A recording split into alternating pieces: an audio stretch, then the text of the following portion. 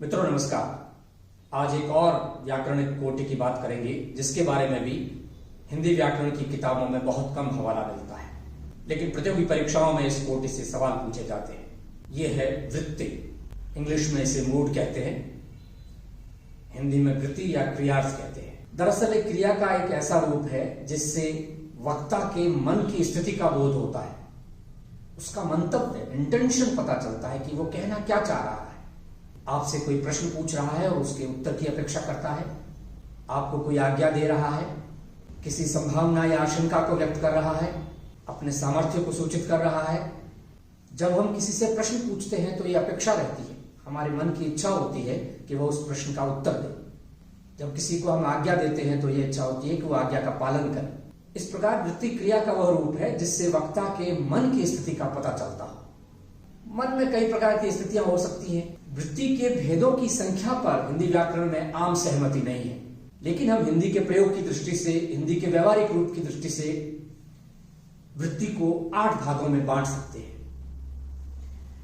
आज्ञार्थक वृत्ति जिसमें आज्ञा दी जाती हो, संभावनार्थक वृत्ति जिसमें संभावना व्यक्त की जाती हो, इच्छार्थक वृत्ति इच्छा व्यक्त की जाती हो, सामर्थ्य सूचक वृत्ति सामर्थ्य बतलाया जाता हो, जिसमें बाध्यता सूचक वृत्ति मजबूरी जिसमें दिखाई जाती हो, निश्चयार्थक वृत्ति जिसमें निश्चय हो कि यह काम होगा ही होगा, ऐसा ही होगा। प्रश्नार्थक वृत्ति हम प्रश्न पूछते हैं, वो प्रश्नार्थक वृत्ति होती है। और संकेतार्थक वृत्ति वो वृत्ति होती है जिसमें एक कार्य होने के लिए दूसरे कार्य के होने की आवश्यकता होती है, शर्त होती है, ऐसा होगा तो ऐसा होगा। अगर इस तरह के वाक्य है तो वहां संकेतार्थक वृत्ति होगी। हम इन 8 वृत्तियों के एक एक दो उदाहरण से इन्हें समझने की कोशिश करते हैं। आइए सबसे पहले देखते हैं आज्ञार्थक वृत्ति। नाम से स्पष्ट है, वाक्य में आज्ञा का भाव रहता है। आज्ञा में जब थोड़ी सख्ती मिल जाती है तो वो चेतावनी हो जाती है, और आज्ञा में जब थोड़ा विनय मिल जाता है तो वो अनुरोध और प्रार्थना हो जाती है। लेकिन मूल रूप से उसका जो मन स्थिति है वक्ता की, वो आज्ञा की रहती है। हम आज्ञा, चेतावनी या अनुरोध मध्यम पुरुष से कर सकते हैं। तुम, तू, आप, ये मध्यम पुरुष है। जिससे आप बात कर रहे हो उसे ही कह सकते हो। तू जल्दी आ जाना, आप जल्दी आइएगा, आप जल्दी आ जाइए। जब आज्ञा में निषेध कर दिया जाता है किसी बात का, ऐसा मत करना, तो वहां क्रिया से पहले मत या न लगा दिया जाता है। अपने साथ कुछ न लाइए। ये सब वृत्ति के प्रयोग हो गए।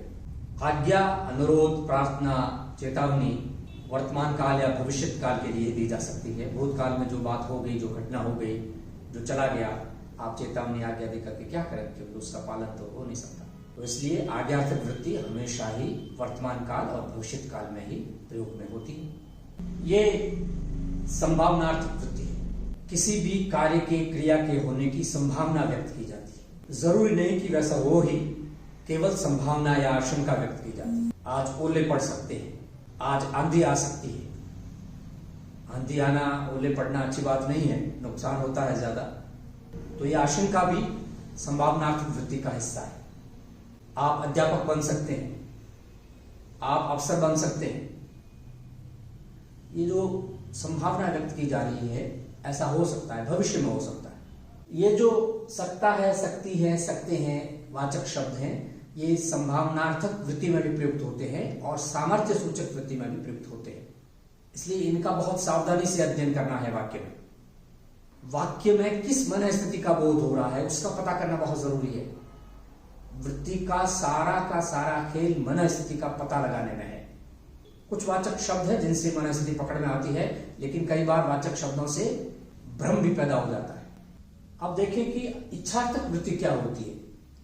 जब किसी वाक्य में किसी तरह की इच्छा, आशा, वरदान, शाप, आशीर्वाद आदि की अभिव्यक्ति हो रही है तो वहां इच्छार्थक वृत्ति होती है। वक्ता की किसी न किसी इच्छा की अभिव्यक्ति हो रही है, वो चाहता है कि ऐसा हो जाए।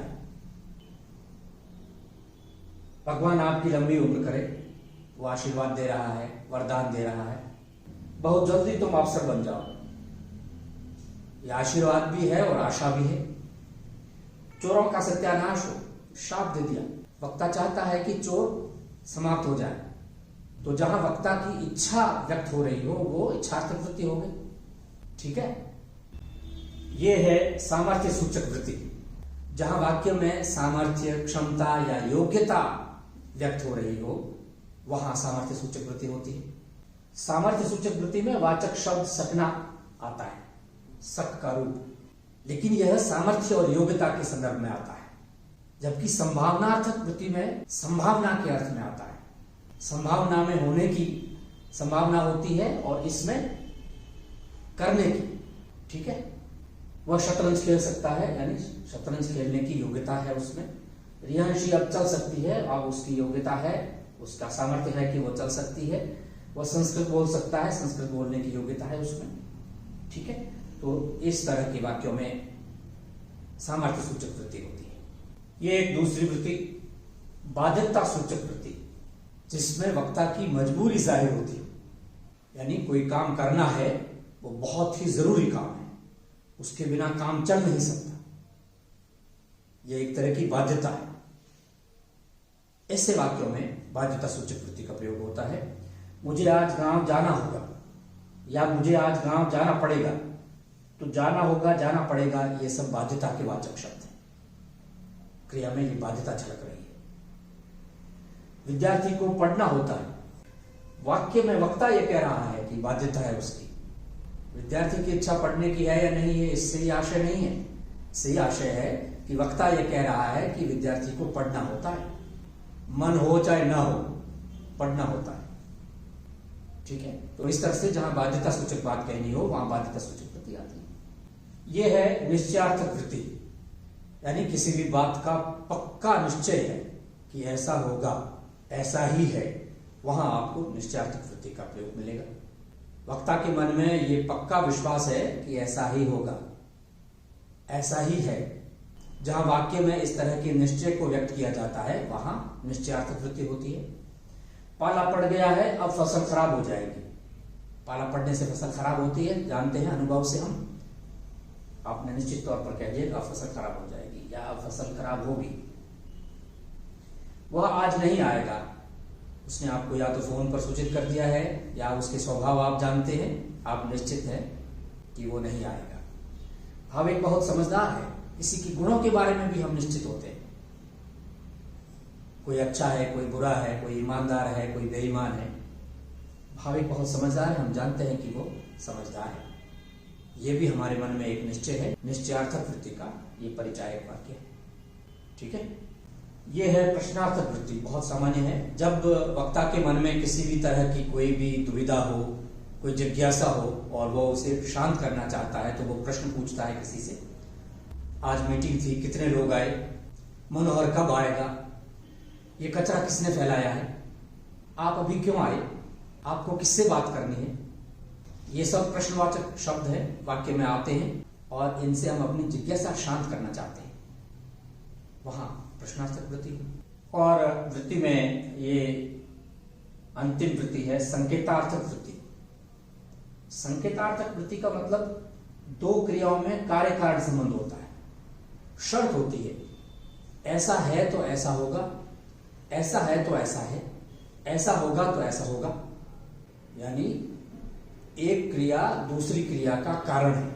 कार्य कारण का अर्थ यही होता है कि किसी कार्य का कोई कारण है, अगर कारण नहीं है तो कार्य भी नहीं है। शर्त है उसमें कि कारण होगा तभी कार्य होगा। यदि मेहनत करते तो अवसर बन जाते, ये तो शर्तवाचक शब्द आ गया। यदि मेहनत करते तो अवसर बन जाते। वर्षा होगी तो फसल भी अच्छी होगी, मेहनत करोगे तो अवसर बन जाओगे।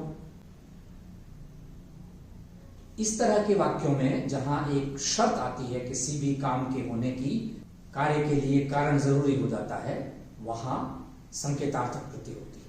मुख्य चीज है वाक्य के अर्थ को समझना, उसमें क्या बात कही जा रही है ये समझना बहुत जरूरी है, तभी आप वृत्ति को सही ढंग से समझ पाएंगे। कुछ वाचक शब्द हैं जिन्हें संकेत के रूप में लिया जा सकता है, लेकिन वाचक शब्दों से भी कई बार भ्रम पैदा हो जाता है, जैसा कि सकना, सक के जो रूप है उससे पैदा होता है। संभावना भी है और सामर्थ्य भी है। आपको वाक्य का अर्थ देखना पड़ेगा, उसका भाव देखना पड़ेगा और तब आपको वृत्ति की पहचान करनी पड़ेगी। लेकिन बहुत आसान है, थोड़ी सी सावधानी से हम ये सब आसानी से कर सकते हैं।